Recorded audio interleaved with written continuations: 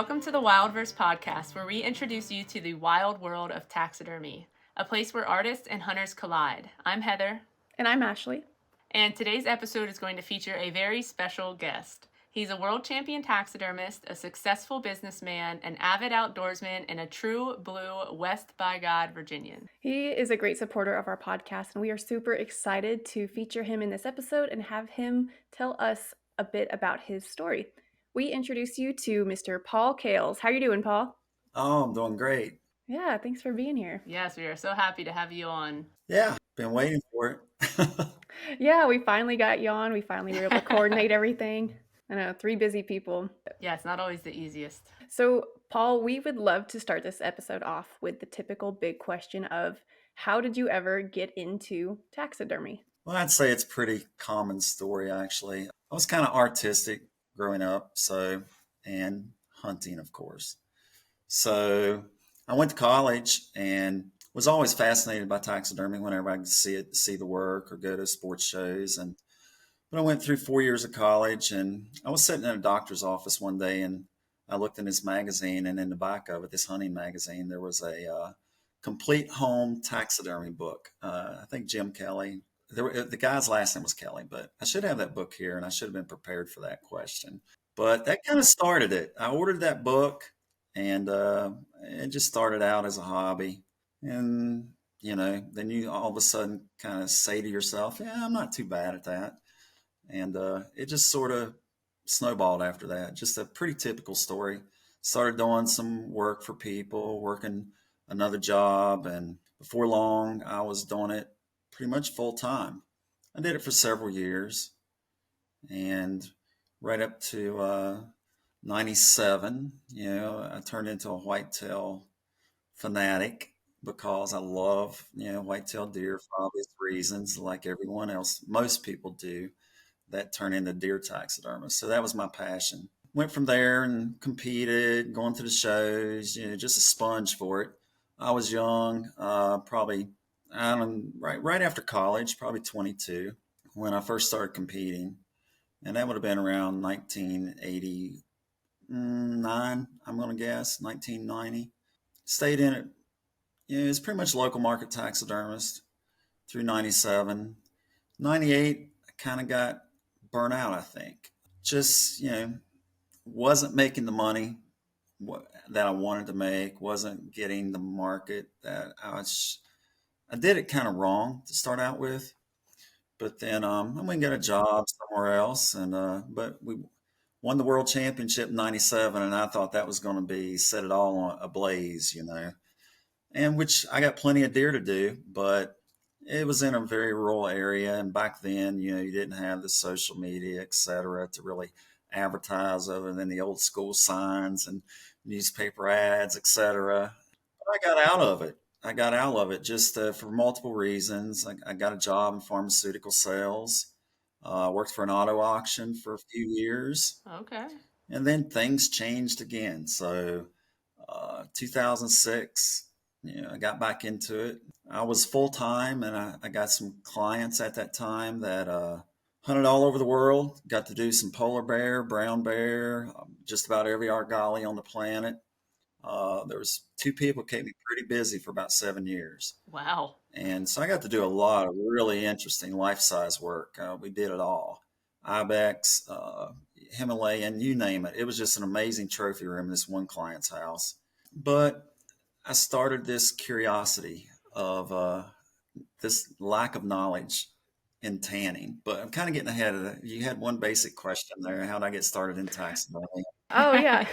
We'll get to that one. It was just, being a passionate whitetail hunter and being a little bit artistic and always an admiration of everybody's work. You said it was kind of like a common story. I mean, that's kind of similar to how a lot of people got into it. So it's kind of a natural progression when you go from like hunting and being artistic. But I mean, obviously you took it pretty far too. So you mentioned, you won Best in World. Can you talk a little bit about when you won your first Best in World title? Yeah, that was in 1997. I was competing like crazy back then. State shows. I went to the national show. I think it was in 96. Kerry Cochran and the Buckeye Gang, they would come down and, he was a native from West Virginia, so Ohio, Millersburg, Buckeye Mannequins, they came to our shows at West Virginia every year. They gave great seminars, and I was there in the front row seat. So competed at the 95 World Show. I didn't do any good, of course. 96 Nationals, and then the 97 World Show rolled around, and it was, it was pretty amazing event. I mean, it's a pretty amazing feeling. It was, I bet. back then, I always say it was before the wheel was invented, but we literally would stand on ladders and pour the catalyzed silicon mold. We would pour it from an extended height to eliminate air bubbles. We didn't have the vacuum degassing, Huh. or maybe they did, but I didn't have it. But no, not too many of us had it. So we were doing it old school. We had the frozen part sitting on it might have been some dehydrating unit in the middle of the room, and a little bit of vibration, pour the mold from a really high height, and that's how we did our mold pours. Huh. Oh, how So funny. we were using fantastic casts. It was hard to get bubble-free cast, and the coloring would yellow on them, so anything that was pink turned orange. And it was, all I can say was I got awarded the best deer at that show. It was kind of a anticlimactic moment though, because they put the ribbons on the mounts before the banquet when people could go into the room first.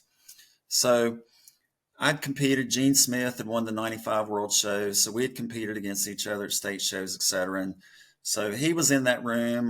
Tommy Hall, that was people that was competing back then. I was in line to go into the room to see how I did with the deer, and that's Tommy Hall and his wife came out of the room. They were exiting, and he reached out and shook my hand. He goes, "Congratulations!" And I'm like, "What do you mean? We're going Oh in no. the room." And he goes, "You're the only deer in the room with a blue ribbon on." So by deductive logic, I knew I had won Best in World before the banquet. I was ecstatic, Yeah. but I was also a little bit, it took a little bit of the excitement out of the banquet. But Yeah. Yeah, I can see that. if you would ask me whether I'd take it, yeah, I'd take it every time. Yeah.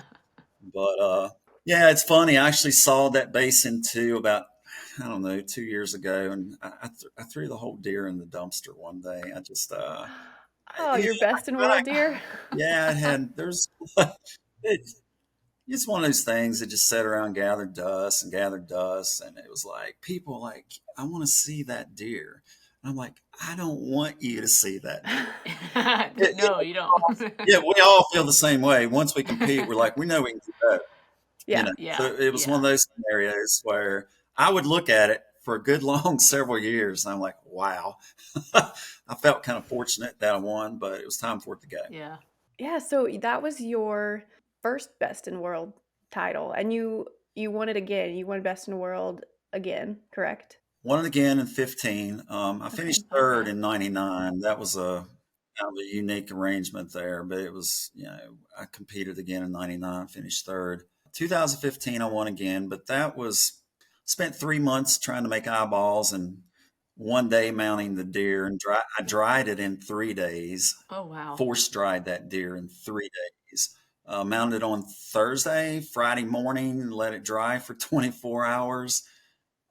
Force dried it in front of a fan, had the real eardrums in it, put air splitters off the air compressor into the ears, and turned the heat on real high in that little bathroom I put it in. Just the true story.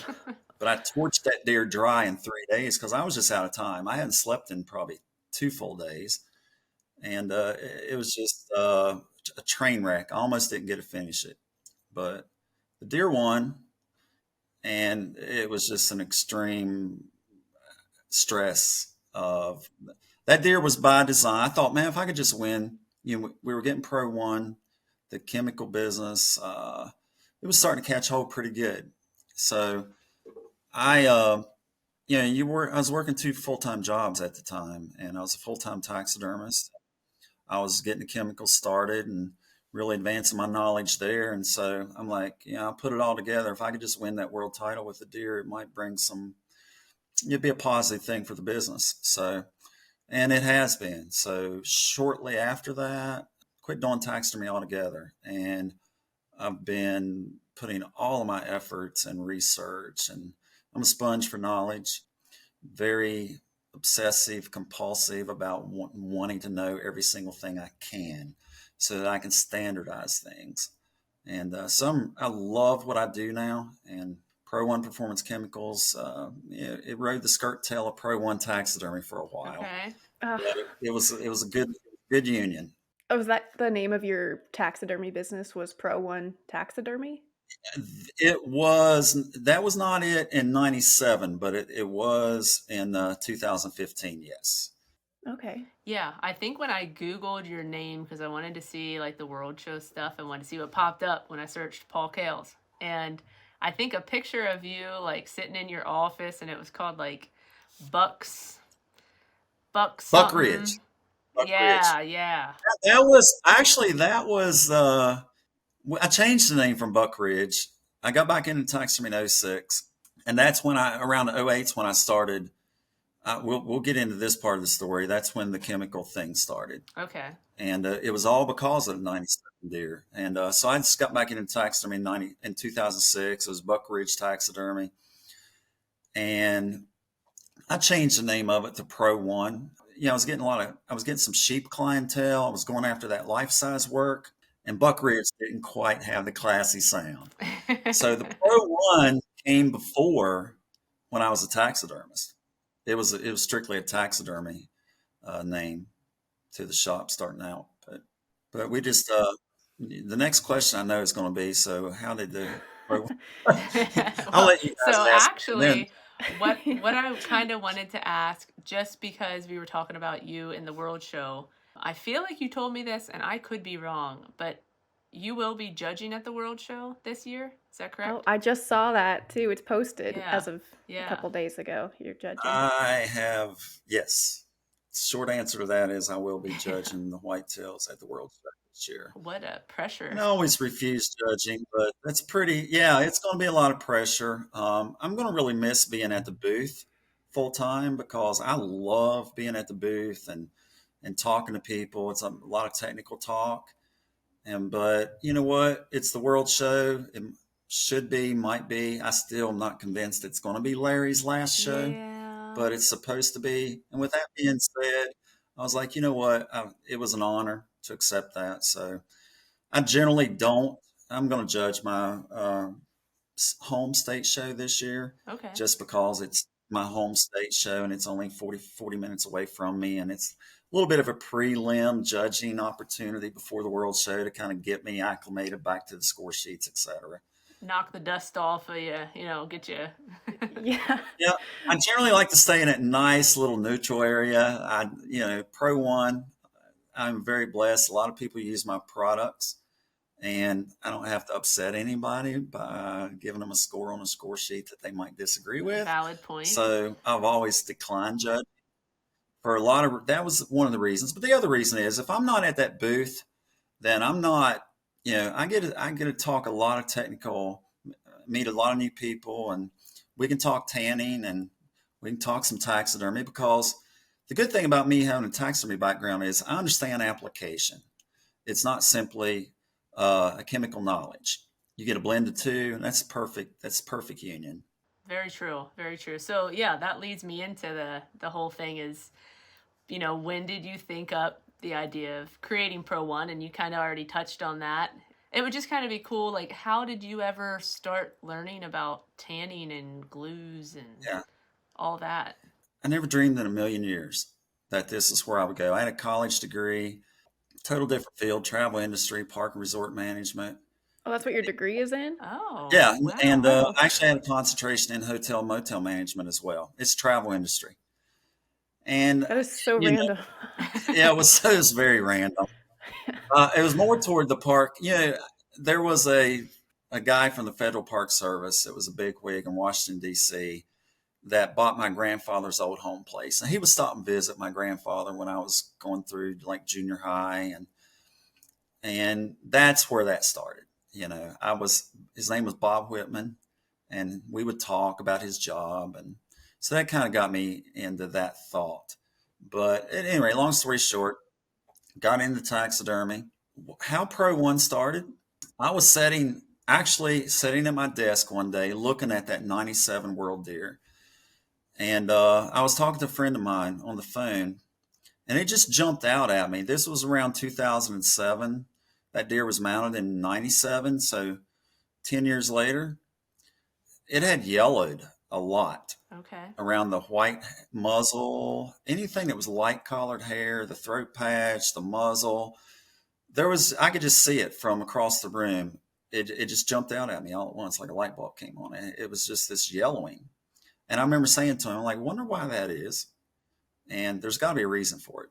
And the biggest thing that I was, not having knowledge is such a feeling that I can't tolerate. So when I was doing my own tanning, you'd have that one cape out of 10 that would get some hair curl or a little, what we call hot spot, get loose hair.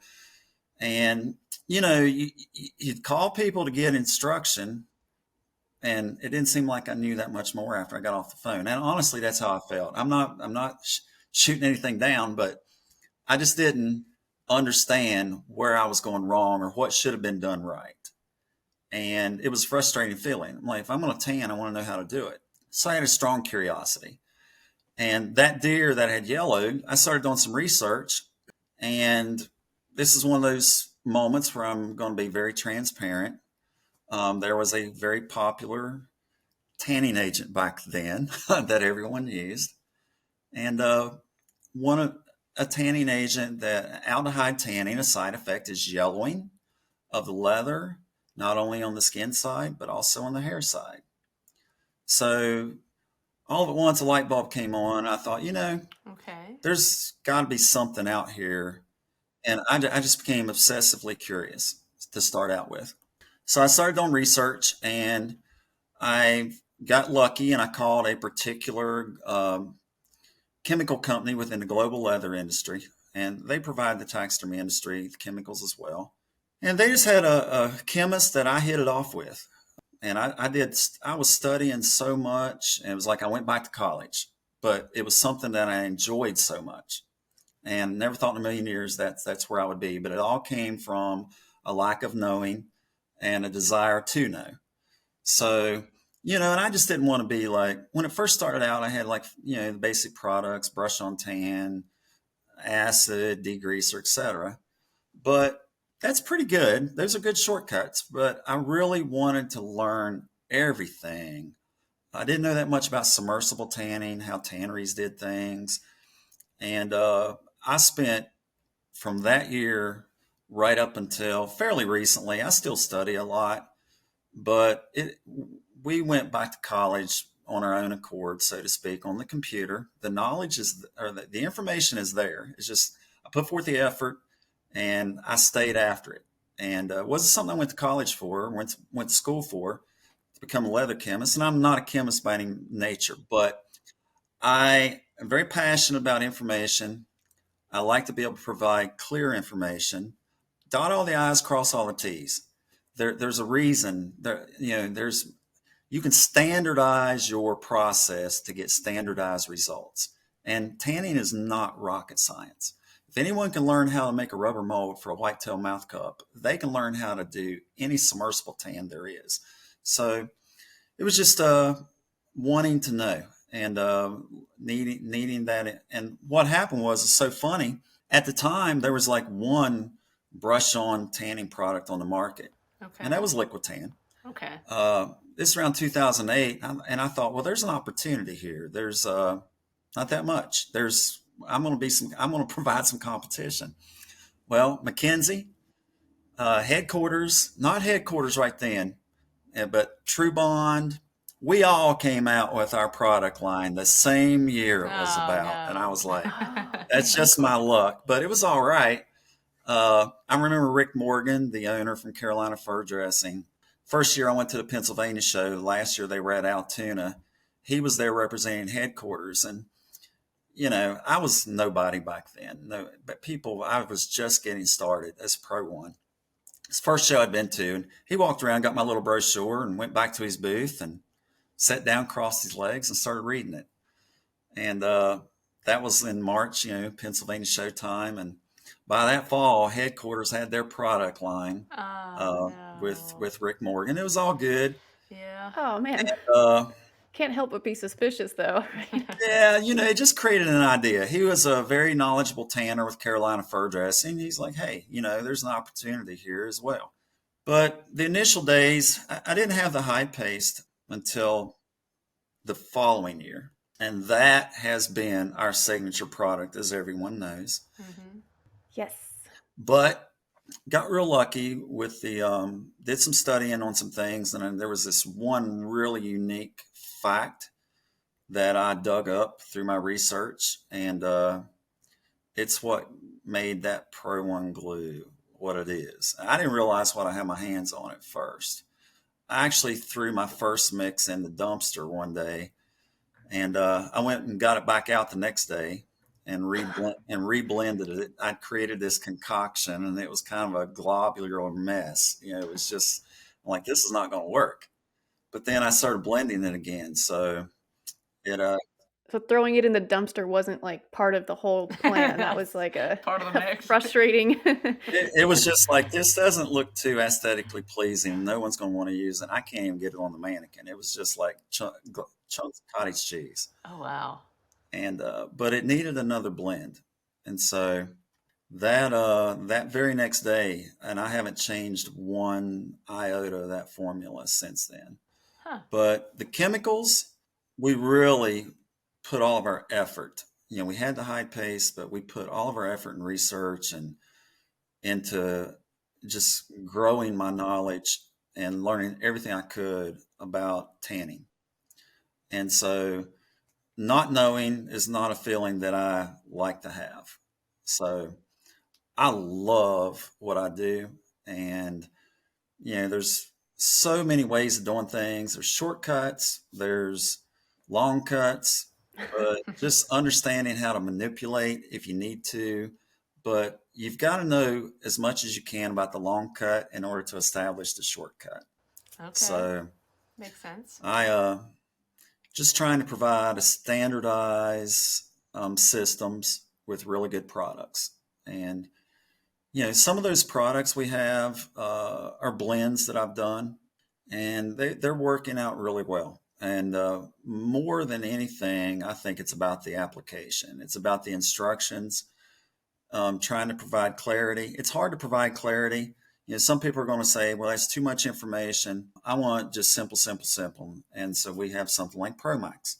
Okay. Other people that want to learn how to do, how tanneries do it. And really, it's all pretty easy when it's done. It's like baking a meatloaf. I always tell people, if I'm going to bake a meatloaf, I'm going to read the recipe 3 times. And by the 4th time, I bet I can go in there and do it. So it's like that. Anything you learn that's new, whether it be learning to play a guitar or pour a mouth cup for a whitetail, it's all technical information that's kind of, you're ignorant to it to start out with, but once you do it a couple times, you become an expert at it. Yeah. Oh, what did you say? Something about, your Pro Max tan. I use your Pro Max tan. I don't do a lot of tanning, but I do like that one because it's simple. I'm not a super complicated. I'm not trying to, Right. be a tannery or anything. So I do like that. And I also was going to say your instructions that come like in your, what do you call that? Your Little flyer. yeah, your fly, like your Really a catalog. yeah, like your instructions that come with this stuff. Anyway, that's super detailed, and I like that because I'm kind of the person who wants to see, as many details as possible. So I really appreciate how detailed, and it's simple for me to follow. I really appreciate that. I appreciate that. Thank you. And but getting back to basic tanning, I mean, it's knowing when to do the degreasing step, knowing all the opportunities of how to do degreasing, and like 2 of the biggest misunderstandings in taxidermy tanning are, and I get so frustrated with this because I push as hard as I can to provide this information, and I'm just like, I want to like everybody wake up this morning and log on to Facebook. PRO-1's going to do a single post for every single taxidermist in every state, and this is one thing I want everyone to know. If you salt a skin and you rehydrate it, whether it's wet salted or dry salted, you do not put salt in your rehydration water. It just slows the process down. And the biggest mistake in taxidermy is that people will salt a whitetail or any skin overnight, knock the salt off the next morning, rinse it at best, and go straight into the pickle. Which is salted as well. Well, the pickle has a pound of salt in it for a reason. But whenever you take a hide that you have had salted, if you don't rehydrate it and get it completely pliable again, basically green skin limp, raw skin limp like it was before you salted it. If you don't have that skin completely limp and pliable, it's going to go into that pickle dehydrated.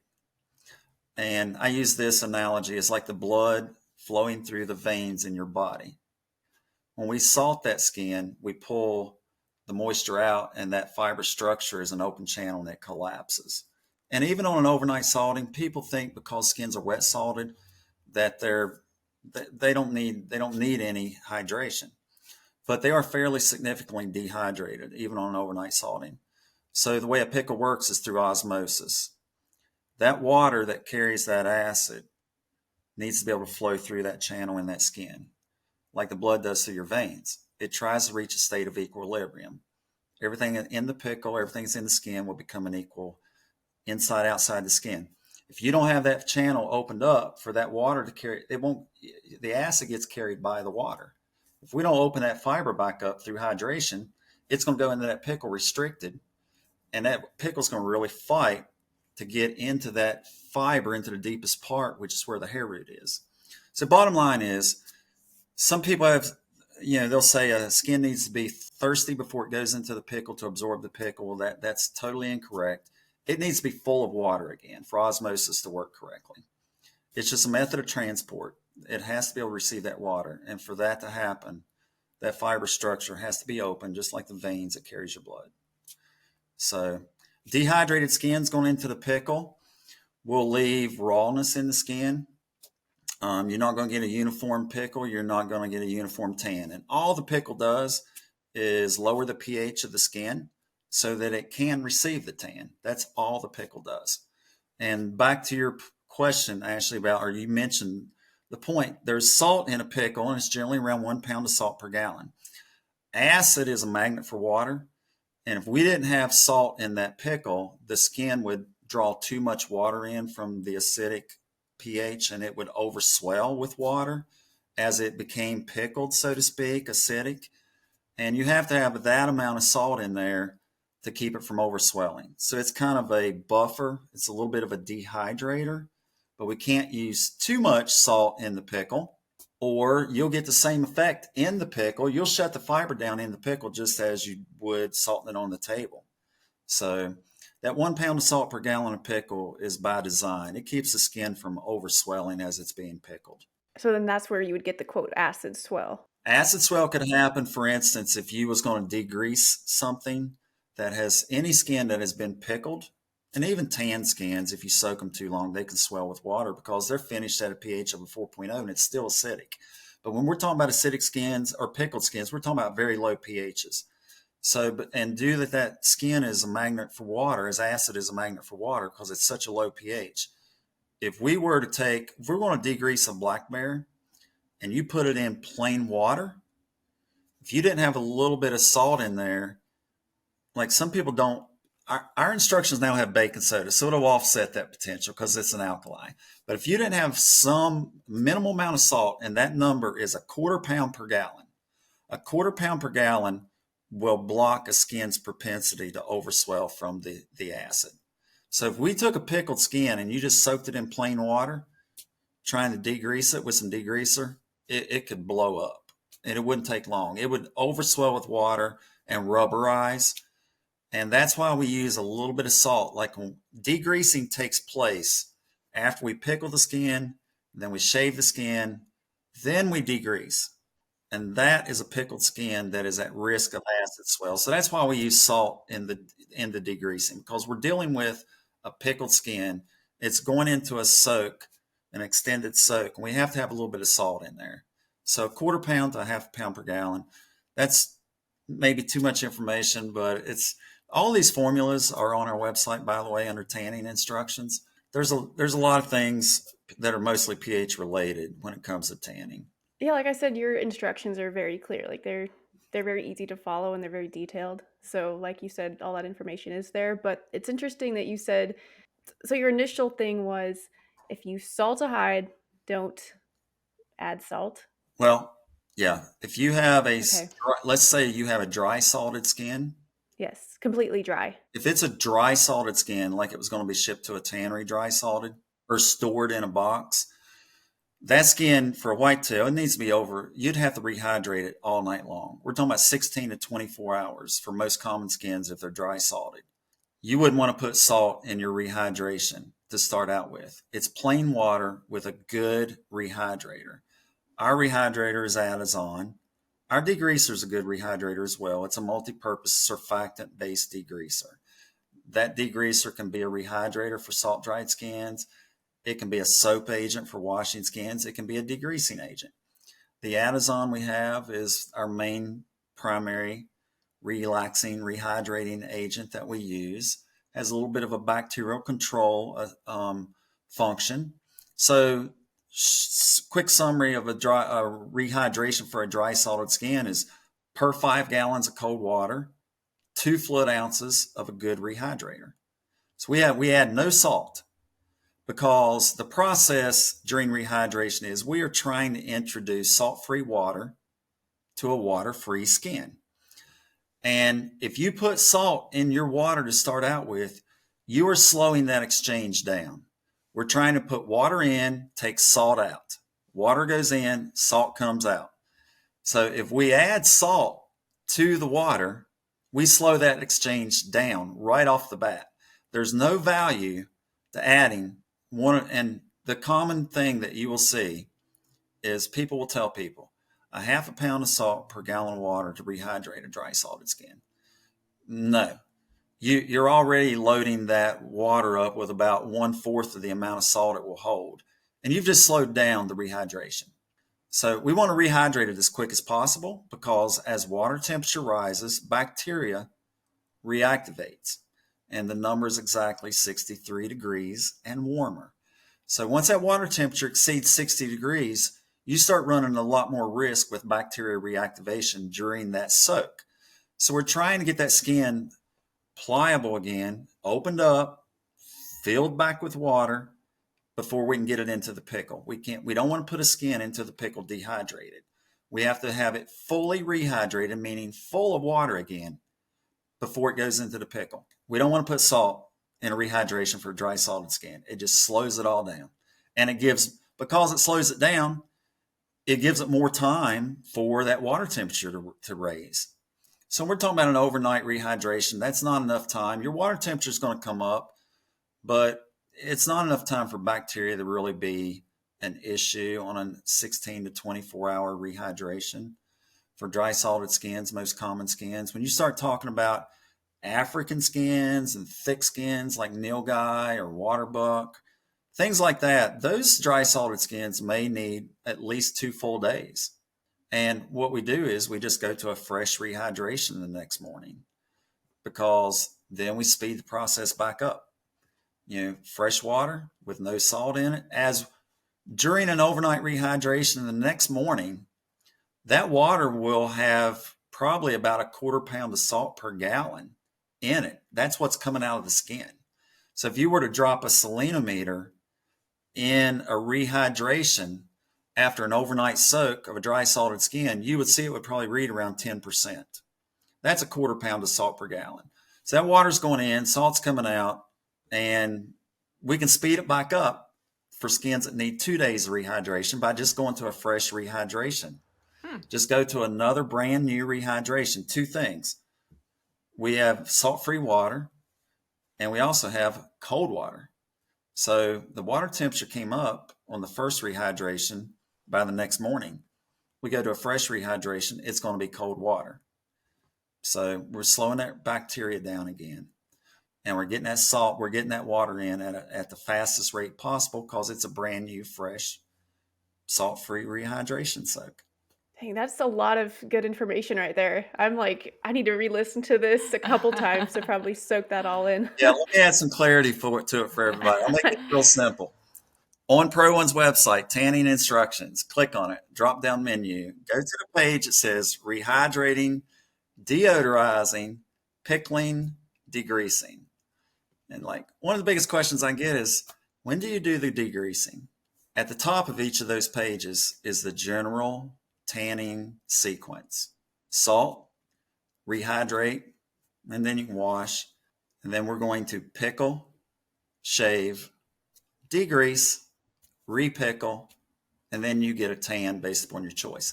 Unless you're doing an all in one tan like the Pro Max. That's a little bit different, but it's very much very close cousin to a pickle.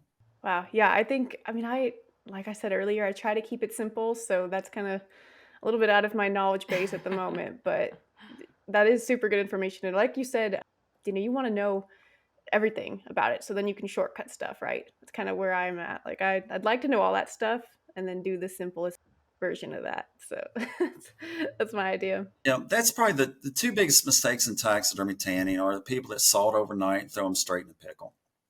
Skins are dehydrated. They're not going to open up where they need to be to get fully pickled. And then using salt and rehydration is probably the second biggest mistake. Okay, so that's good two takeaways there. And I didn't even know that. I guess it makes so much sense that you explained it, but I didn't realize that like you wanted that hide to be more hydrated then, because you think like a dehydrated, like thirsty tan, Right? you put that in the pickle, it's going to absorb all that. But you're totally, the way you explained it totally makes sense where it needs that transfer system in order to even be pushed into that, right? So Yes. It has to be full of water for that flow to happen. And that fiber structure has to be wide open. The only way it's wide open is to be full of water. yeah, great explanation though. Thank you for that. That's yeah, totally a light bulb. It wasn't off in my head. Just standardizing things. It's pretty basic. Well, when you put it the way you do it, yeah, I guess you could say it's basic, but if, Yeah, unless you I guess unless until you hear it said like that, you're like, "Oh, well, that makes so much sense." But then right. prior to your explanation, it's like kind of a mystery putting the Yeah, pieces together. it's like, I have a side by side, as everyone knows. And like one of my friends who's a taxidermist, he'll call me for tanning, but then I'm like, it's kind of easy. Listen to what I'm saying. And he's like, it is for you. I get it. But then when he goes talking about primary clutches and secondary clutches and how they work with a CVT drive and a belt drive and the helix and magnets and all these things and his clutch system for this side by side. Well, guess what? I don't know how to do that. He's good at it. But I also tell him, like, you know what? You need to give me the same kind of details. Don't leave anything out, because he'll kind of hit on the high points.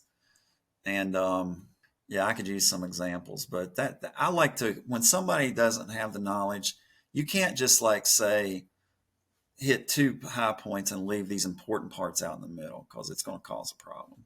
I like the Pro Max tan because I am like, I don't want to put too much energy into Yeah, the very few things that I tan a year, and it's perfect for that. So I like it. right. And I always tell people, you can be a full-time tanner, you can be a full-time taxidermist, but if you got a lot of taxidermy work, it's hard to do all of that tanning. Yeah. Pick and choose. Just like taxidermy, you don't have to do it all. I don't know if Yeah, good point. you probably don't take in turkeys and rattlesnakes, do you? No, I'm a mammals There you go. You're exclusively. specializing. Yes. This episode of Wildverse is sponsored by PRO-1 Performance Chemicals. PRO-1 specializes in tanning chemicals for the professional taxidermist. They offer a complete line of tanning products to provide you with everything you need to tan your next hide. I really like their Pro Max Tan for my personal tanning projects. They make it so simple, it's easy to follow instructions printed right on the bottle. I actually used Pro-1 to tan the deer that I won with at Nationals, and I was using this same tan to tan some bobcats last week. It's super versatile. Not only does Pro-1 have you covered for all your tanning needs, they also sell Pro-1 Hide Paste, the industry standard in glue. Heather and I both use Pro-1 Hide Paste on every single mount. We love it. It has a thick consistency that makes it easy to apply to the form, yet it's soft and pliable enough that it can be easily manipulated under the skin after you throw the hide on. If you haven't tried Pro-1 Hide Paste, I am telling you, you are missing out. And now, as of 2024, you can order Pro-1 products directly online at pro1performancechemicals.com. That's PRO, the number 1, performancechemicals.com.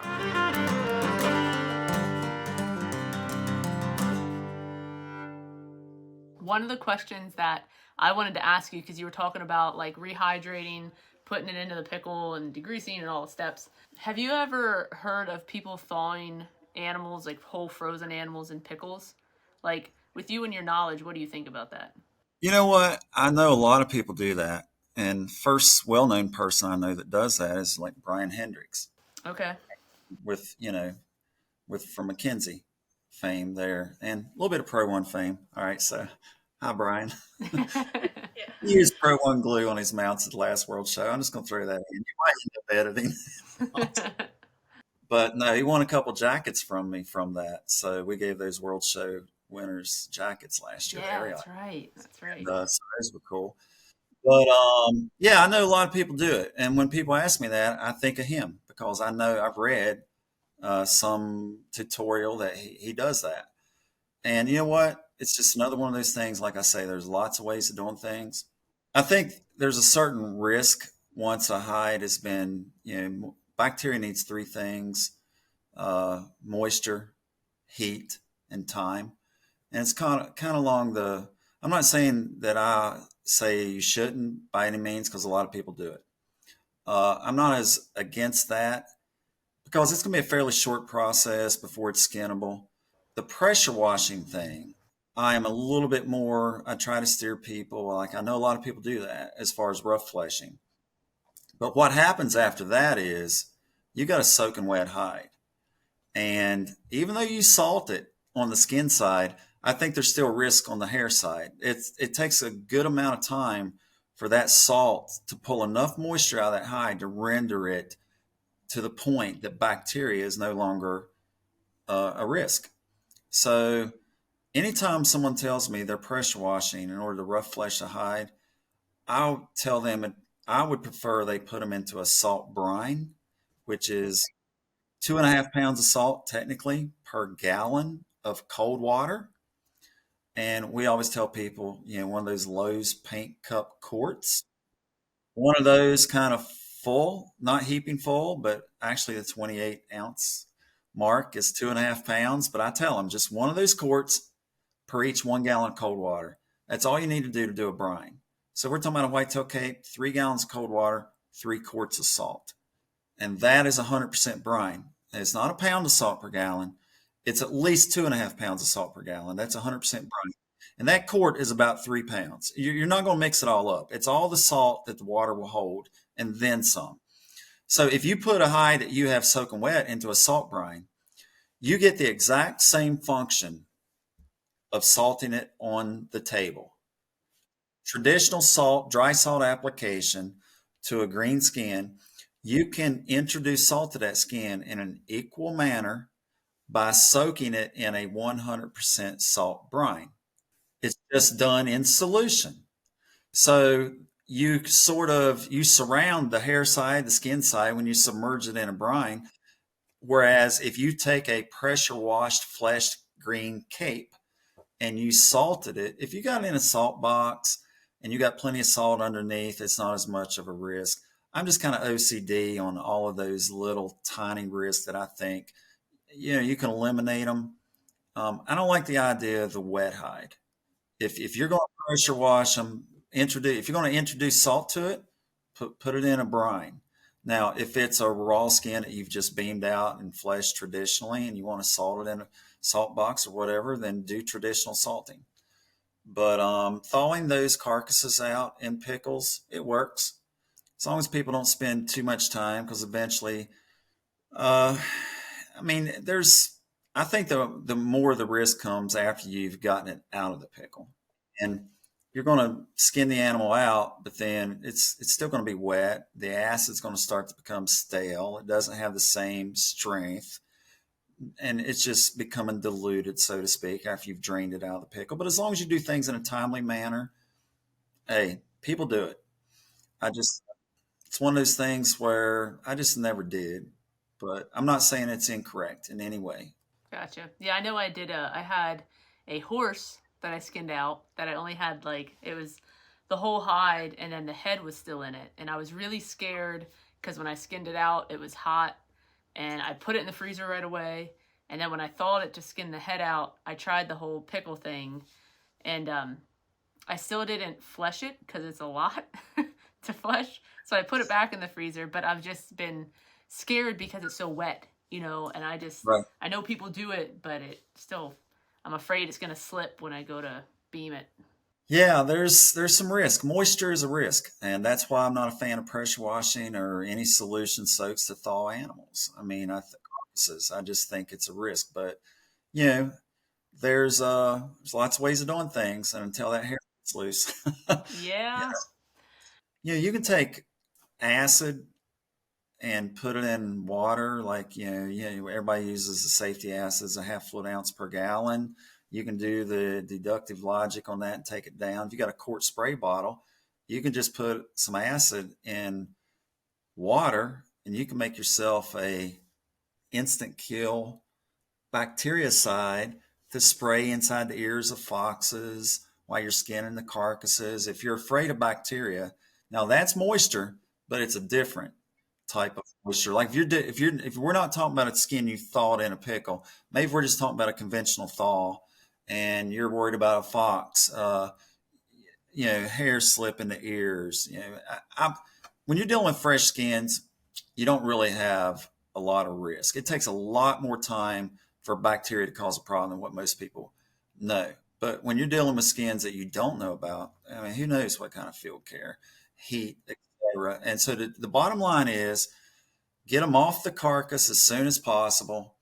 And then, hey, look, if you're worried that it's green and it's a little bit smelly, hey, get the thing split and turn the best you can. Throw it in a pickle and forget the salting step. Just get it straight into the pickle. That's where it's no bacteria. There's no risk in that pickle. So you can save an iffy skin by throwing it raw straight in the pickle. That's nice to know. It's probably the safest place for it to be. We have that brine, that old 1900 formula. It's called a tan liquor, where it's actually an alum brine. Okay. It's like 5 gallons. Now, this is too much information. This is one of the things. But back in the 1900s, this was their go-to. They could store hides in this solution for 30 years. For these museums could get these skins out 30 years later. Wow.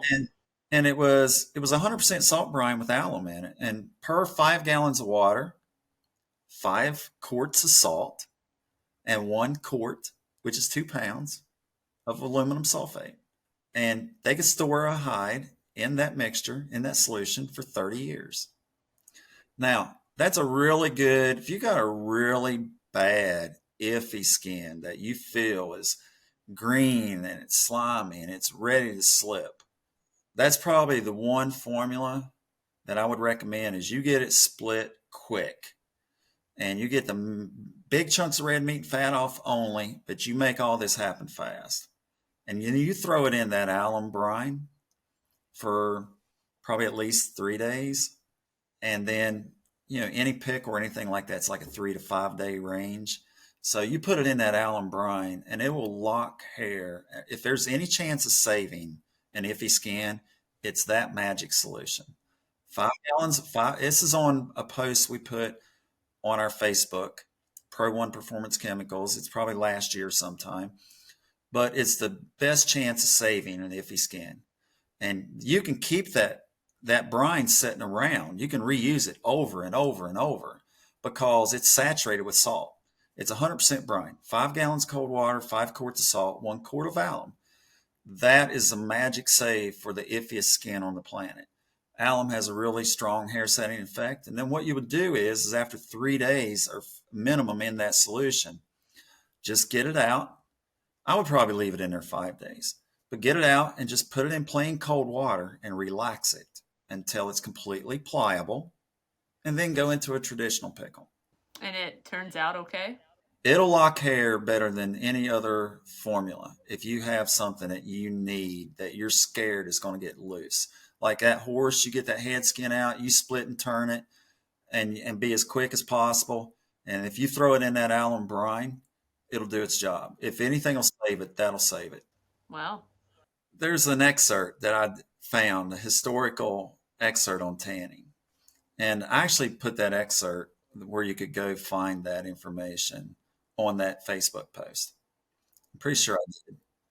So it talks about where it came from and how they used that. That they would go to Africa and dig these pits in the ground, and they would put a hide down in this pit to sort of act like I don't know, like a liner in the bottom of a swimming pool, and they would fill that pit up with this solution, and they put all these skins in there because they didn't have freezers, salt. They could, but if they wanted to preserve them in a more lasting manner, they would put this alum brine to these skins or soak them in this alum brine. And that was the go-to solution back for tanning back in like 1900, probably late 1800s, probably earlier than that. But it had a long history. There's side effects to alum. The big problem they had was they couldn't get the skins degreased. When you leave grease in a skin, that's what causes grease burn. And you ever seen these skins that tear like wet toilet paper after they're tanned? And they just push your finger right through them. It's from the grease that is hardened within the skin, and it oxidizes and it just breaks down the skin. The skin won't pickle, doesn't tan. It's almost like a surface cure if they salted it in Africa or anywhere else, but they didn't get the core dried out. And where that grease is in these skins, like leopards, different skins like that, these cats are prone to it. It's mainly a grease burn issue when you see those skins that just tear apart.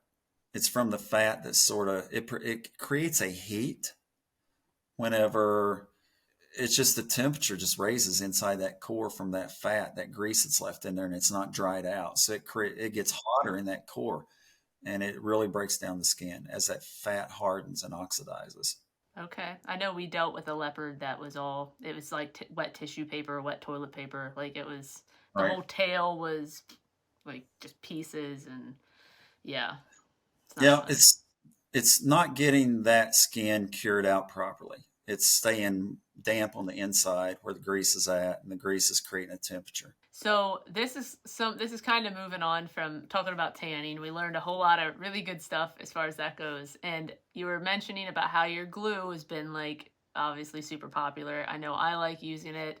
Most everybody else does. And you told this story at the PA show a few weeks ago. And I didn't tell Ashley this story, but I found it pretty comical, and I wanted to see if you could tell Ashley it. I'm going to kind of preface it with this. Your glue has a lot of different uses, and I know that for one, I use it in like small ears, habitat, attaching leather to the back of pedestals. But what is the strangest thing someone has ever wanted to use your glue for? Yeah, you know what story it is. Okay. All right, so I'm glad this customer that called me was not from West Virginia. They were actually from Pennsylvania. Oh, sorry. I was driving, and my wife was riding with me, and I got a phone call, and I think I might have been on Bluetooth at the time. It wasn't on the truck phone speaker. So at any rate, this person, they asked me, they started the conversation out. They said, I called a taxidermist. They referred me to you, and they were fairly intelligent sounding. And like, I have this cat, and the leg has broke off of it, fallen off of it. And they told me you had a really good glue, and that I said, so you need to glue the leg back on this cat? And they're like, yes. And I said, so this is a mounted cat that you've had, it fell off in the floor or something? They said, no. And I said, so you have a freeze-dried cat. You have a freeze-dried cat that the leg broke. And he says, no. So immediately I hit the speakerphone on my truck. And I said, so he's like, well, the cat has been dead for X amount of years. It was like 11 years. To be honest with you, I became a little bit shell-shocked at that moment. And when I get that way, it's kind of hard for me to remember. I kind of get like stuck in the moment, and I just it zooms right over me. But so I kind of felt something was really wrong with this. And this person sounded pretty intelligent, and my cat's leg fell off. And then when he said, no, it's not mounted, it's not freeze-dried, I'm like, so he said, well, it's been dead for about 11 years or so. It was a pretty lengthy time. He said, the tail came off of it first. Now this leg's fallen off. and it smelled a little bit at first, and it's on a pillow at the bottom of my bed. And I said, so let me get this right. You have a dead cat that's not been mounted, freeze dried, or preserved in any way. And he said, that's when he said, well, it smelled a little bit at first. But but as soon as I said that, he answered, it smelled a little bit at first. Then his next words out of his mouth was, I've got another call I need to make. I'll get back to you. Because he knew that I'd already tuned in. This is a crazy. You're crazy. I was like, is your mom sitting in the living room rocking in the rocker? And how long has she been there? And what's falling off of her? But this was, I thought it was a gag at first. It might be a gag. Then I realized, and to this day, somebody might call me one day and say, we got you good. But it's been a little time. But yeah, his cat died. He put it on a pillow at the bottom of his bed. He would brush it, etc. I don't know how it dried out enough that it didn't turn into a gooey, gobby, rotten mess in Maybe this house. he had it sitting in front of his wood stove or something and it dried it out. Maybe fan dried it and torched it dry. But yeah, that was the weirdest call I ever got. That was a wild one. It actually spooked me a little bit. I actually wanted to get off the phone because I'm like, he's going to get offended that I've rolled all these facts out, and he's going to find me. He's going to come to my address. Yeah, because that kind of individual who would do something like that might be a little questionable. Yeah, that's not normal by any stretch of the imagination. Not normal. But that was the most unique call I ever got. Wow. Yeah. I didn't know where you were going with that. I was like, oh, A dead? I thought you meant it was like a live cat. Like somehow it got caught in like a fan belt or something, got its leg tore off. He's trying to get the leg put back on. Yeah. But that's even a little weirder, maybe. Yeah. Yeah, that was crazy. Well, and so I guess he never called you back. I don't think so. If he did, he did it under incognito. It was not, didn't reveal it again. But I wanted to like, I would have loved to have walked up on the stage at the banquet set, or anybody came by the booth was like, which one of you in this room turned this person on the PRO-1? Because I know this story. There's a taxidermist in Pennsylvania that knows this story. Yeah, I feel like this guy called somebody and they're like, I'm just going to pawn this one off on Paul. So call this guy. That is what it sounds like. No, I have just the guy for you. That's exactly what happened. Oh, dang. Yeah, you feel the same way. I know. I'm a little speechless. Like, I don't know what to say about that. Oh, it's a weird story. That's why you had to tell Ashley, because I was like, I felt the same way as you did, Ashley. I'm like, where is this going? Is the cat alive? Like, what? And then I had to have you retell that story because I was like, what's the possible outcome? I really wish that he would have carried on with it and we could have shipped him the glue. Maybe I could have had a success story to put on Facebook at least, maybe the website, depending on how it looked. Yeah, it would have been a good experiment, I suppose. At least, like, hey, use it for all types of skin in any stage. Yeah. Oh my gosh. Moving on from taxidermy and business world for a little. We know you're very passionate about the outdoors. So if you had to pick one species of animal to hunt for the rest of your life, what would you choose?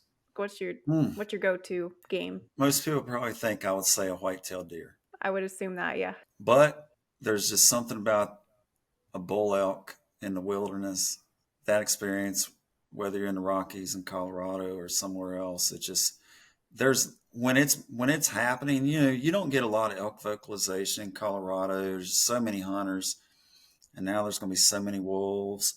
But when they're bugling, man, there's nothing that comes close to it. It's just incomparable. And I've spent a lot of time, and like last fall, I hunted. I'm ashamed to say how much time I put in the saddle and et cetera, hunting this one buck. And it just gets to be almost unhealthy. It kind of feels that way. Yeah. But I'm hunting pretty mountainous area in the southern part of West Virginia. And, there were 6 days in a row, or 11 days in a row, I'm sorry, that I hiked 6 miles round trip. It gets to a point where it's just not that much fun. But everything about elk hunting for the whole month of September, even it's just like if you're looking at the stars on one of those full moon nights in the Rockies, and there you don't hear maybe an airplane, but that cell phone can't ring. I Oh love yeah. it. I would.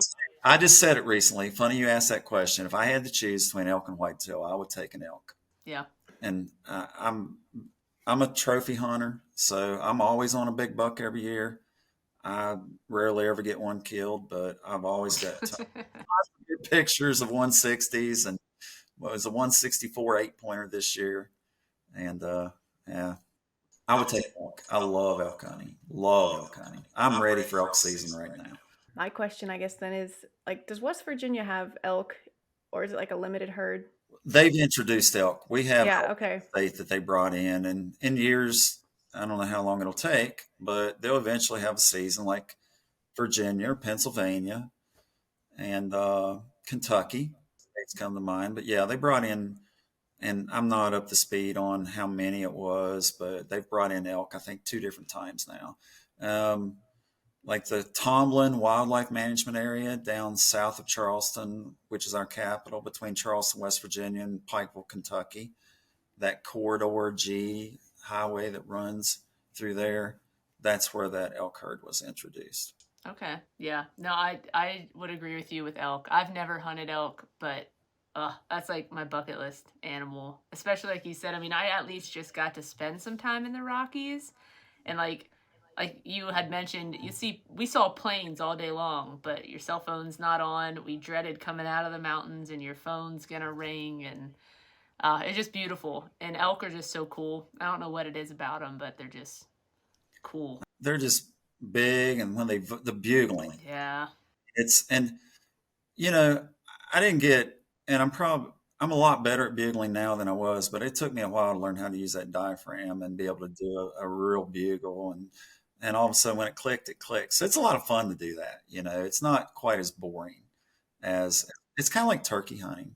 That's what I've heard. I was about to say that. Yeah, you're talking to them and you're bringing them to you. I think that's just it's a different kind of hunt. You get to engage it a little more depending on the mood of where if the animals are vocalizing or how many hunters are in the area. I mean, I'm very envious of people that live in Wyoming or New Mexico that are residents that get to go hunt those elk, because I'm an archery hunter only, and so it's all about September.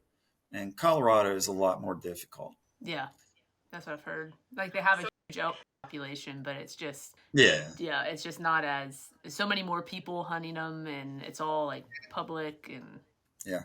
You can't out hike people. Nowadays everybody's got Onyx, everybody's e-scouting. I mean, you just can't find that pocket. You're like, oh man, I'm looking at this and it's isolated, and there'll be 2 other people there that did the same thing. Had the same idea. Right. So it would be elk. I've been elk hunting a few times and never successfully, but like I've done it and stuff in the Rockies, and it is like a very magical kind of experience and something that's completely different than any kind of other hunting that I've done. By far my favorite. yeah. And honestly, like if I would do it, I'd want to do it archery too, because I know just here in Pennsylvania when we go to see our elk, when you're in close range and they bugle, it is a completely different thing than like if you hear them up in the mountains, you'll hear them coming down off the ridges, but when you're 50-60 yards from them and you hear that air like starting to come up, and it's just so cool. Yeah. They chuckle and grunt. I mean, there's just so much vocalization and learning. I mean, that's just it's like anything else that you become passionate about. There's a learning curve, and it's just gaining knowledge, and it's a fun, just being able to accomplish anything you can. To kill one with a bow is just amazing. I've yet to do that. Oh, so you do it. So I messaged your wife Elsie because I wanted to get some good like things to ask you, and she was saying about how they make fun of you all the time for all the bucks that you chase but never get. So that that holds true for elk.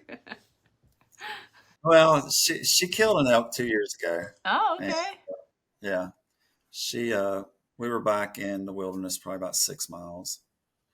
Well, actually, we packed first day we packed out half of it, like 5 miles, Wow. and then we went in on another trailhead the second day, Thought it would be easier. It was longer. Didn't turn out to be that much easier, but it was an 8 mile pack out with like 70-pound packs on the second day. So It's a lot of work. elk hunting is tough, but it's just a amazing feeling of accomplishment to be able to do it. You know. Yeah, I can only imagine. So, when I asked her about, some interesting stuff about you that maybe not everybody knows, the one is about how you used to have hounds for hunting bears. And I can't imagine that that was easy in the West Virginia mountains either. No, and when I was a taxidermist, and I will honestly say, and Leland, don't hold this against me, but I was like, you know what, hound hunting or bear hunting with hounds, that's not that much of a sport. I thought in my ignorant days, I thought that. And then oh, I'll mount your bear, but I just don't understand. I mean, dogs treat a bear, you go in, shoot them out of the tree, it's not a big a deal. But then I got 3 dogs and I got bit by that bug. And it was like, now I understand how the lady that owned Secretariat felt. You know, it's like these animals become machines and you only make them machines. The really good ones is they got to be born with it to a degree, but it's what you as a hunter, you keep them out there and you can't just keep them tied up and go turn them loose during kill season or hunting season. So I was, I'm a very passionate person. I like to do things to as far as I can take them. So I spent a lot of time with those dogs, and it was a very hard sport. There was a lot of nights I didn't get back until after daylight the next morning. I would go to work the next day when I worked for an auto auction, and I'm driving 350 miles a day in sales, traveling all over the country. I'd have no sleep. I'd be pulling over the side of the road, getting 15 minutes of sleep Wow. and cat naps. But man, when you had those dogs finished and they're up on the box and you're rigging that lead dog and you watch him in your rear view mirror for years and he turned, I mean, it was just a passionate thing. It's like watching where the red fern grows now it's on steroid level, it's like, that relationship you have, if you're an animal lover, first of all, but then, bear hunting was really hard sport. It really was. I mean, you're fortunate if your dogs don't get hurt, and that's a very realistic, sad part of bear hunting is they not only get hurt, they get killed sometimes. And but that's an assumed risk. And I'm a big dog lover, so that wasn't a good part of it, But I try not to, and they're not pets. I had some of them I were more fond of than others, but I tried not to turn them into pets. They Yeah. were a hunting machine. That's what I wanted them to be. Say, what type of dogs did you run? Well, I had mostly English red ticks when I was doing it, and I did it from like 1999 through 2006. And my job changed, and I just didn't have the time to do it anymore. Everything changed, and I had probably at one time I had like 9 dogs at a time. I probably had 5 that I considered finished, and I never lost a dog personally during that time. There was other people that I hunted with that had dogs that got killed by bear. I had some dogs that were hooked. Bears would fight on the ground, not tree. It was usually a smaller bear that was the most dangerous because they're really fast. Okay. They decide to be that bear and sit on the ground and fight a dog, and they'll lunge at a dog and hook them, and it yanks the hide away from the muscle, and then it immediately starts getting infected. And you go get drain plugs put in. But I had, I've rescued some dogs here recently from the areas where we bow hunt at, and people dropped these hounds that for whatever reason didn't turn into what they needed them to be. And we had a female dog that we brought back last Memorial Day, I think it was. Anyway, I could tell she was going to be something special. She was wired is the word I would use. And we found a bear hunter took her. And she within a short amount of time, she turned in to be better than his finished dogs. But Wow. she was inexperienced, and she got into a bear first one day, and this bear trapped her in a treetop and killed her. And bear hunting with hounds is a little risky. And when they fight on the ground, dogs are all around the bear. Dogs will run up, and another dog blocks that dog to retreat, and that's where a lot of it goes wrong. A dog will get in the way of another dog trying to. They're just running all over the place around this bear. So sometimes they get trapped by another dog, and it just takes one split second. Yeah.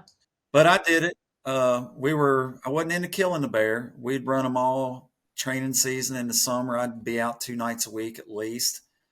Fall, you'd start running them during the day.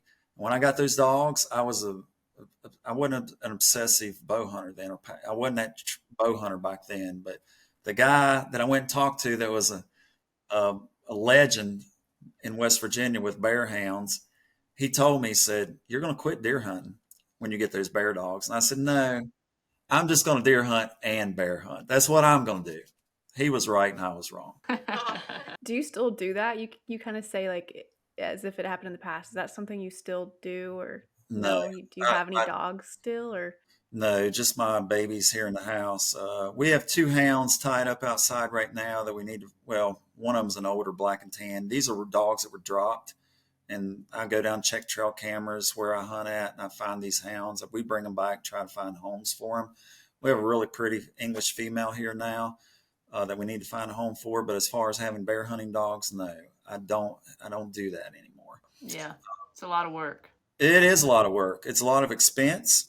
I mean, and dog food, have 5, 6, 7, 8, 9, 10 dogs, vet bills, just taking care of them. And, yeah, it was a very, I don't know. I really respect the people that are lifers. This old timer that I started hunting with to finish my dogs when I first got them, I needed somebody that had finished dogs, because my dogs, I couldn't finish them the first year. They were just, I couldn't get them finished. I had bought 3 dogs for $800. He's like, "If you can get one bear dog out of that group of 3, you got to steal."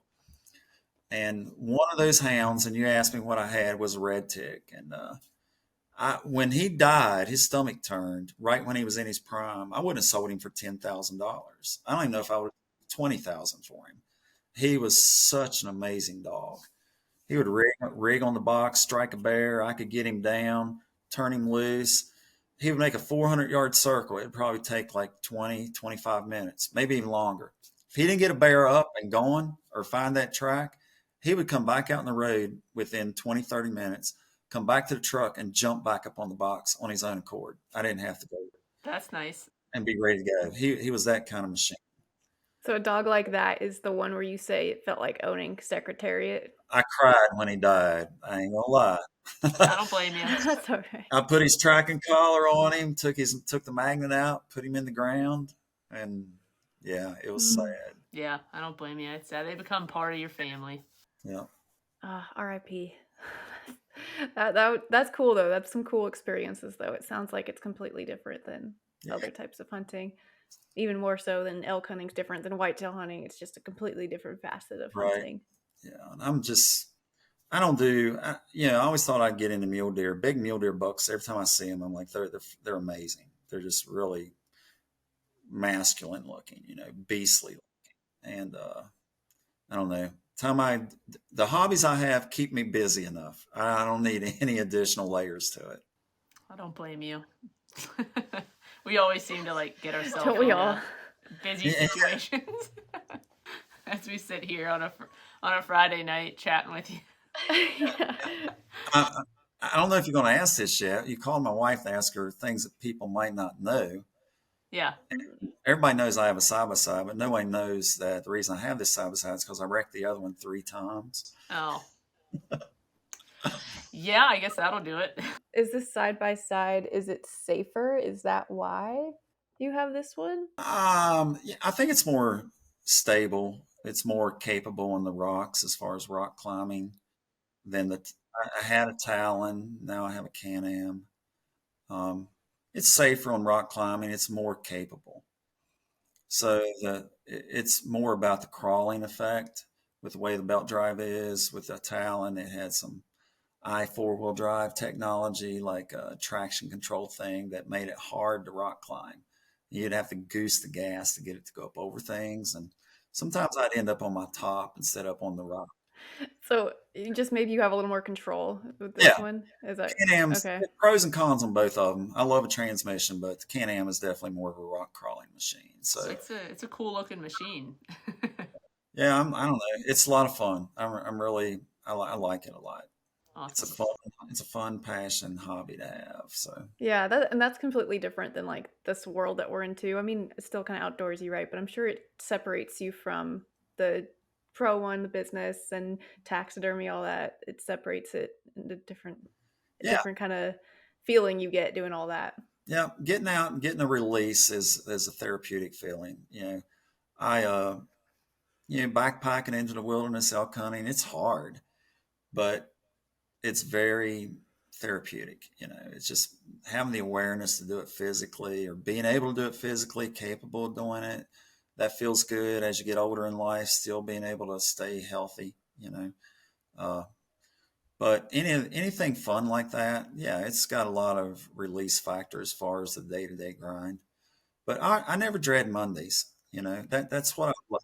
That's one feeling, and I never forget dreading Mondays in my life, and I never take anything for granted. So I remember when Pro-1 started getting busy, and I remember the days, and now it's like I just think back and it's kind of surreal because it's doing really well. Yeah, so I guess speaking of Pro-1, maybe we can circle back. You said you've got some like different products coming out. Do you want to talk about those a little bit? Are those something that Yeah, we like can talk about that. I've been working on it. It's something I've thought about. I mean, there are some other products on the market, but the taxidermy industry is a fairly small industry as far as customer base.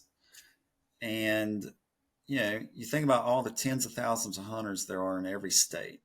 So people that want to tan their own flat hide deer or they want to tan their own life size elk, we're talking about flat hides. It's DIY, do it yourself tanning kits.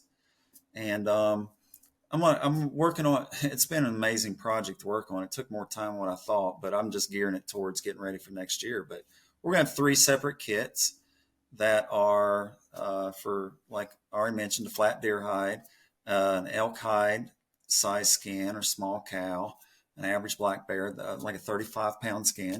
And then we're gonna have one for like bobcat, two raccoons, that sort of, or coyote size skin. There's gonna be three kits, but most of the kits that are out there are fairly, most of them are alum based. It's like a pickle tan, do it all.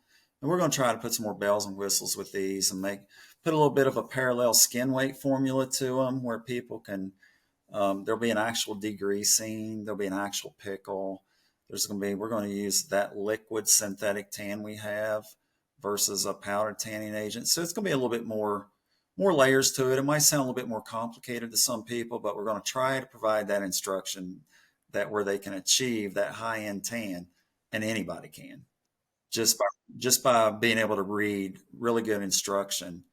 And yeah, I try to read things now, and being having the knowledge that I have, if I struggle to figure something out with tanning, then I'm like, you know what, there's an opportunity.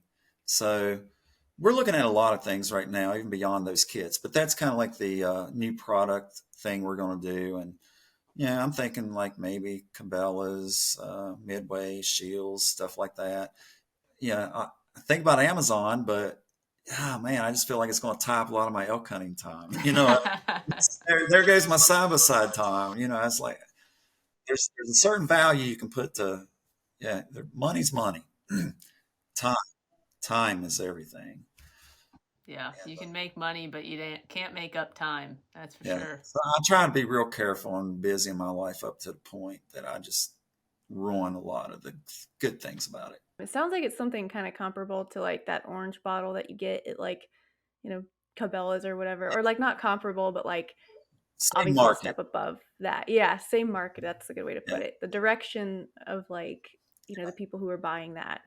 same. Yeah, if somebody wants to tan it, maybe it's a kid, but there's a lot of adults now. They just I get people that call me, oh, I want to tan this life size cow hide that I have. And I don't know anything about tanning. So I spent 2 hours on the phone here about a month ago with a couple guys they had a butcher shop in Indiana, I believe it was, 8 a.m. till 10 a.m. and 2 solid hours trying to teach them how to tan a bison skin. Mm. And Mm. funny thing was, they offered to pay me for my time when we got done, and I'm like, no, that's good. And they didn't order a single product since then. I've been keeping up with it. Oh man. Yeah, I was like, they just used me. Oh, you should have said, yeah, pay me for my time. I'm gonna wait about another month. I'm gonna call them back from a different phone. What I'm wondering is if they started fleshing that thing and they're like, screw this. That's a good point. You were very right.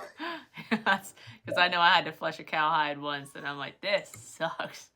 I don't want to do this. Yeah, I've had a few of those moments. Yeah. I bet that's what happened. Probably.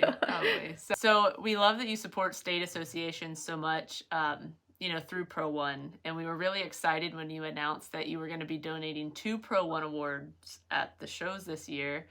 So can you kind of say a little bit of why you kind of decided to do that? Yeah, that was a pretty easy one. We started the PRO-1 award, and it's judge's choice, best mount. And it has, in my mind, and we had to clarify this, but in my mind, the best mount, if the best to show is on PRO-1, and in my mind, that's the PRO-1 winner because it's the best mount. But we had a few times when we had to clarify it to that level because, someone else, this one mount's winning all these awards, including best of show. And they're like, well, we'll give the next best one PRO-1. So we had to clarify it to that level. But then what happened was almost every time in a show, especially in the banquets I'm sitting in, when they called the PRO-1 winner, it would almost always end up being the best of show winner because, people do use PRO-1. I'm grateful for that. I'm very blessed. But I started feeling a little guilty because as I would walk the rooms, I would see that just about everyone was PRO-1. It's PRO-1 listed on their tags, and almost every time it was a Masters winner. So all these pro entries were, they're coming to the show and they're taking the time to say we use PRO-1. So I'm like, I need to separate this. So it's a costly thing to 42 shows. And I'm a small business by certain standards of other companies that are out there. So, but 2 awards for each show. Finally, this year I could afford to do that. So I wanted to make sure that I wanted to give them the opportunity to win that award since I just didn't want them to feel like, hey, it's always a Masters entry. It's always a Masters entry. We appreciate those pro entries just as much. Yeah, and it's a really super cool award. So I'm sure people are appreciative. Hey, that new award you guys got out now, I watched. Well, I'm sitting at the table when Ashley won it this year. That thing is gorgeous. Yeah, we're working on redesigning it that it's not as fragile as this last one was. Yeah. We didn't. I went to, like I said, I went to tell them be careful, the letters are wood, and then they cracked them. But we want to stick with that whole sheep theme because what do you think of when you think of a mountain is sheep? Yeah, that was a great concept, and Thanks. and the name of it is it's nice. Nice job. You should have seen some of our conversations with trying to pick names. You did really good. Well, thanks. And you said your award, obviously, people see the bison, the PRO-1 bison. It used to be like an eagle, is that right? It was. We had breakage issues. I don't care what we No. did. Just we would foam that thing in, and just the shock effect, the vibration would make that thing snap too much. And I liked that crystal eagle. It was pretty, but we just couldn't keep it together. So I like the bison though. That I'm a my vote's on that one. So. I appreciate. I like we saw it. I mean, it's just something I ordered, but it's heavy. It's nice, and it's just like it's turned out to be a great thing. So Good. I love seeing people win it, and it's fun. Yeah. I know. I can't wait to hopefully win one day too. I haven't won that one, but one day. So We want to really thank you for being such a great supporter of the podcast, Paul. You were the first person to reach out to us and want to be a part of what we're doing here, like through your sponsorship and stuff. So I had to throw that in there, and I wanted to thank you for that. We Yeah. wanted to thank you for that. Thanks for allowing me. Yeah. It's a pleasure. You guys, I admire what you're doing. Oh, thank you. We admire what you do. Yeah. Yeah. Well, Thanks for shucks. being so much. Yeah. So we're pretty even. So I think Yeah. that about wraps up our episode with you for today, Paul. And we want to thank you so much for talking with us. We really enjoyed learning more about you and, the PRO-1, how that all kind of worked out. And I know we both learned something a little extra about tanning and how that works. So I'm sure our listeners did as well. You had a lot of really great info. Is there anything that you would like to add before we wrap things up? Like anything we didn't touch on, or There's a lot to the tanning side of it. We could we could have a podcast on submersible tanning in itself. There's a lot of things on tanning. we should do that. Yeah, that might be a good topic instead of a just learning tanning about you. exclusive. Yeah, Mhm. it can get involved. It can get really involved, but I mean, I can't think of anything right off, I'm just very grateful for all my customers, humbly blessed. And we appreciate everybody. Awesome. Yeah, we appreciate you. I really appreciate your products and stuff too. Because yeah, like I say in the ad reads that we do, like I use your products personally, Heather does as well. So all that stuff, it's like, we don't just talk about it. It's actually stuff that we use. So many other people use. Yeah. I actually just thought of a question and a half, maybe. You keep saying brush on tan, and then I've seen people online, and me myself, maybe I'm wondering, like, can you explain kind of simply, like, what is a brush on tan? A brush on tan is nothing more than a tanning oil that has a tanning agent in it. And so the process is pickle the skin, neutralize the skin, and then put this tanning oil on it that also has a tanning agent. So we call it you brush oils on. So we call it a brush on tan because it's an oil that we brush on that has a tanning agent. So brush on tans are just oils that have tanning agents. Other oils would be like pure finishing oils that we use for like a submersible tan, like a tannery would do. You pickle the skin, and then you soak tan it, and then we put a finishing oil on afterwards. And it is strictly a finishing oil. Most brush on tans are finishing oils that have tanning agents. So Okay. you get the benefit of the oiling, lubrication part, but you also it's a shortcut. And the most important part is the pickled skin. But then we do the brush on tan, and it's probably that Pro Max, the brush on tan we have and that Pro Max are probably about equal sellers right now. And that was not, I never thought that Pro Max would reach that level, but it has. So, and it just says it out loud. It's all about simplicity. Yeah, like I said, I like that Pro Max. Complete formulas and not any thinking to it, really. Just you get great results from it. Okay, so I guess brush on versus like maybe submersible, like that's the differences, right? So do you have like an explanation for maybe what like people call a spray tan? Yeah, I mean, it's a preservative. Is it like a dry preservative? It's No. actually where you go to a place and you okay. stand in front of a thing and they You don't know. You come out brown. You come out different brown. Yeah.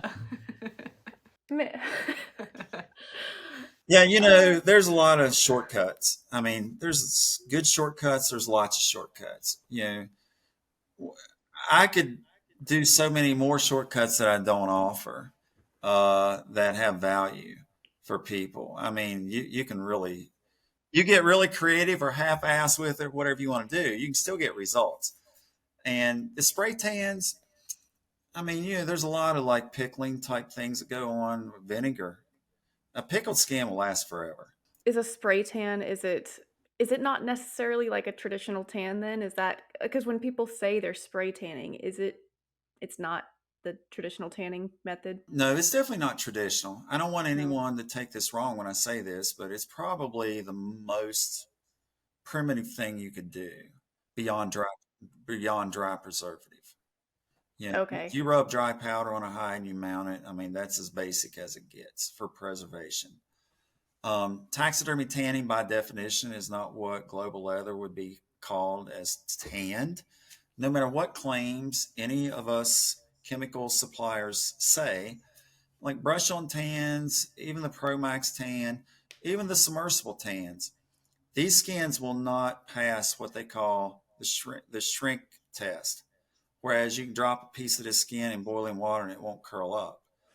Taxidermy tanning is the bare minimal amount of tan to preserve the skin, but and provide preferred stretch and eliminate unpreferred shrinkage. So if we put enough tan into a skin to pass the shrink test, you wouldn't be able to get it on a mannequin. Okay. It would not have enough stretch to get on a mannequin. It would be more like leather at that Yeah, if point. it was Like, truly tanned by definition to pass the shrink test, you would not be able to get it on a mannequin. It would be more like dense leather. It would have flexibility and all of that, but you wouldn't have any elasticity. So taxidermy tanning is it's the bare minimum amount of tanning. I mean, these syntans that we use in this industry for submersible tanning, we're only using like 3%, and that's like 4 fluid ounces of a syntan will do a 6 pound deer cape, which is your average deer cape, pickled, drained. And these submersible tans, we're talking about soak tans where skin is pickled like a tannery would do, and then we soak it in a solution. And if people want to go look at that, we have a page on our website called Submersible Tannery Quality System. And it's the highest end tan that you could do. If I'm a tannery, that's probably the only tan I'm going to do because the hair set's unparalleled. I could take a submersible, a soaked tan skin, I could put it in a plastic bag and ship it to China, and it could get stuck in Arizona for 3 weeks in that bag. Nothing would happen. But it's the strongest tan out there. But by true definition, taxidermy tanning is just, like I said, it keeps the skin from rotting. It provides perfect stretch or preferred stretch, but it also eliminates excess shrinkage. And you cannot have a skin that will pass the boil test and get it on a mannequin. So we don't put a whole lot of tan into the skins. We pickle the skins, that lowers the pH to receive the tans. We put just enough tan and oil in them to accomplish those 3 features. And that's taxidermy tanning. If it was, now, if you wanted a really soft cowhide to throw across your back of your couch, the more tan you use, the more plush it will be. It's like pumping air into an air mattress. You can't really over tan when you're dealing with decorative skins. You can eliminate the stretch, but the more tan you put in them, the more plush they are, like a pillow top air mattress. So oh, they're easier to huh. break and they maintain a more suppleness. If we can load those skins up with 30% of a syntan, we can put heavier. We put a lot more any tanning agent. More tan we use, the softer they'll be. Versus you said like 6% for a wet tan. Most mineral tans are like 6% of the skin weight, and that's like 1 ounce per pound of skin. And most syntans are half of that. Synthetic tans are very stringent tans. They're. Oh, I wanted to make a really good point for this episode. You're talking about competition. You're talking about really good, high quality commercial work. Hair set. A lot of people think, oh, if the hair doesn't fall out, it's got to be a good tan. But things I'm passionate about are, the color or the lack of paint that you get to use on a whitetail. I keep saying whitetail, Heather. I'm sorry, but when we're talking about That's okay. whitetails, we want non-yellowing because we can do softer, more natural finish work. So white leather, I'm a huge advocate of that. There's a lot of things we get to do that establish. It's not just about hair set. It's about what that skin looks like when it's dried. And if you can use a pink ear liner and not have to paint the ear and you still get a little natural tone, well, how fast does that make your commercial work for your customer? If you don't have to overpaint things to white them out because your eye dried too dark or your nostrils dried with a yellow tint to them or your ears are yellowing on the inside. It's all about white leather technology. we want really good products, we want really good application, but finish work has a lot to do with the quality of the tan. And eliminating that yellowing by having some really good white leather application, that's a huge plus when you're doing the finish work. It doesn't take as much paint to make it look soft. If that nose pad dries on a whitetail, a nice light gray color, well, you get to start out with a pretty nice base. And if it dries really black, or if those ears dry yellow, then you're having to especially the ears, you got to white them out. You just got to put a lot more paint. Then they start looking painted. So the less paint we use to get that soft effect, that's got a lot to do with the tan. Just because the hair doesn't fall out doesn't necessarily mean all tans are created equal. So white leather technology, there's a lot of layers to tanning. And we could spend tons of time on different products and what they do and how you achieve certain results. So that's where you said, was it your first world deer, your first best in world deer that had the yellowing, and you're like, something's got to change? That started it all.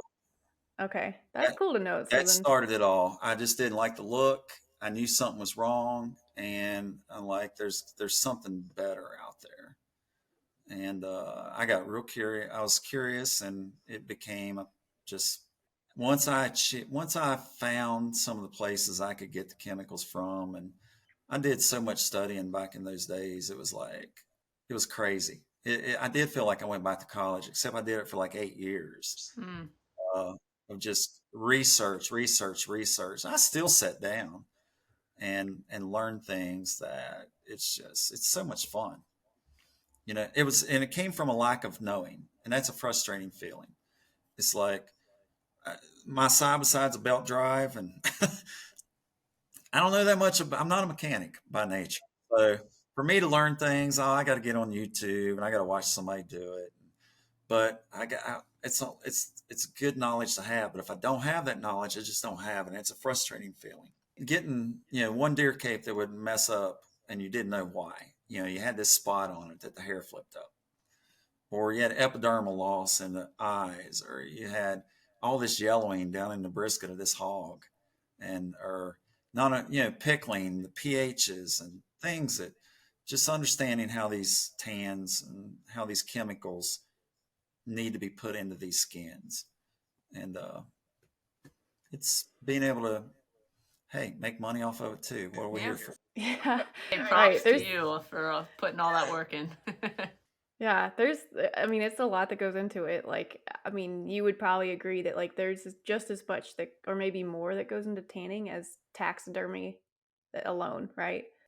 I think so, yes. In Yeah. order, but most people, it's what you want to do. If you want to go as simple as possible, or you really want to learn you want to know everything there is to know. But there's all these shortcuts are really good shortcuts, but chemicals were meant to be administered into a skin through an aqueous transport. That means via water. That's the best quality. I get people call me all the time and they say, well, which tan is the best?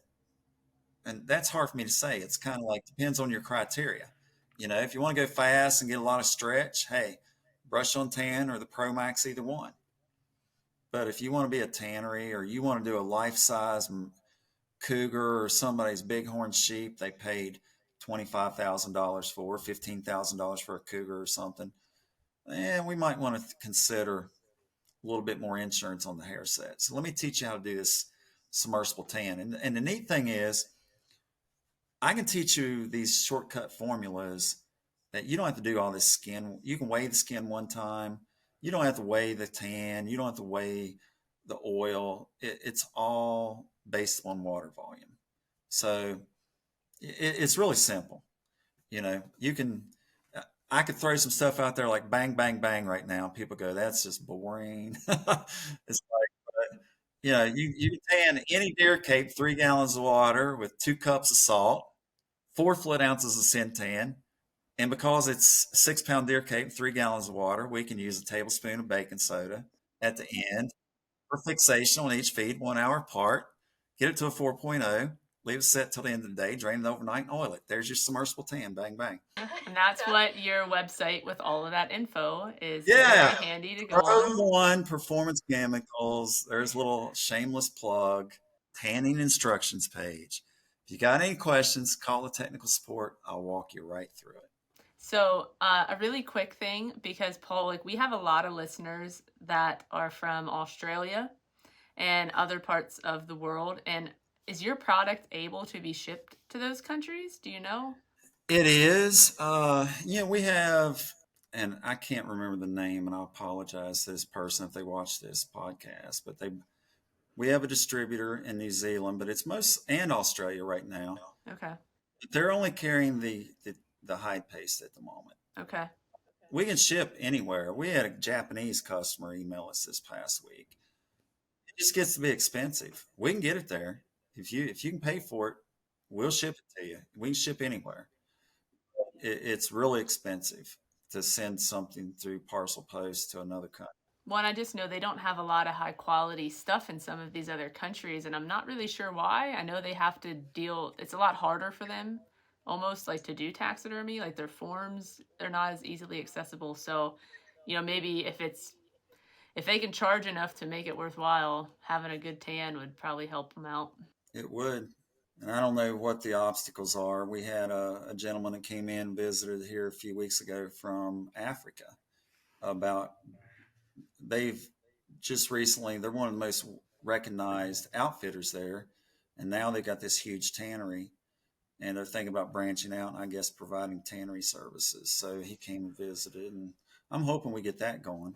Yeah. Every new customer's that much more. Yeah. So just speaking of customers and stuff, so where can people find PRO-1? Do you want to plug that real quick? Yeah. I mean, PRO-1performancechemicals.com. We have an online store this year, really user friendly. And unless you're from Canada or Hawaii or somewhere, it's just lower 48 only, can order off the store. Or you can call the 681 number that's listed on our website and just a call-in order. Awesome. Well, yeah, I think that about wraps it up. And so, Paul, I want to thank you so much for being here. This was a great episode. I can't wait for it to come out and for everyone to hear about this stuff. So, yeah, thank you again. My pleasure. Appreciated it. Well, thank you. We appreciate you so much. And we would also like to thank you for listening to our podcast, Wildverse. We hope you enjoyed learning more about the man behind PRO-1. If you would like to stay up to date on new podcast releases, you can follow us on Facebook at Wildverse Taxidermy Podcast and Instagram at Wildverse Podcast. And don't forget to subscribe to our YouTube channel, Wildverse Podcast, to see when new videos come out. Or you can leave us some love on Apple Podcasts or wherever you listen by leaving us a review. And don't forget, you need to order your PRO-1 hide paste online now. You're probably almost out. Yep.